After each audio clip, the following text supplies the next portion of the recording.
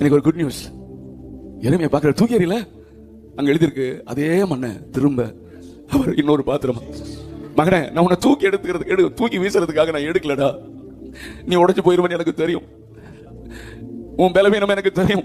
நீ எதுல ஸ்ட்ரகிள் பண்ற, வெளியே வரணும்னு விரும்பி ரொம்ப மாட்டிட்டு இருக்கிறேன்னு எனக்கு தெரியும்டா. எனக்கு தெரியும். உன்னை தூக்கி எறிய தூக்கி வீசவா நான் உன்னை எடுத்தேன். இல்லம்மா, உன்னை நான் விலையேற பெற்ற பாத்திரமாக மாற்றுறேன்.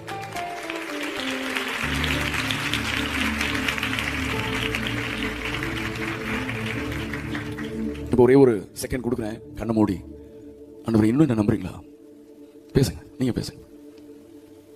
நான் உங்க பட்சத்தில் நிற்கணும்னு எனக்கு ரொம்ப ஆசையா இருக்கேப்பா. ஆனால் நிறைய நேரத்தில் உடஞ்சு உங்களை ஏமாத்திறேன். நான் வெளியாருக்கும் தெரியாது, எங்கள் அப்பா அம்மா கூட தெரியாது. என்னுடைய அந்தரங்கத்தில் நான் உடைந்து போகிறேன். என்னை திரும்ப உருவாக்குறீங்களா ஆண்டவரே?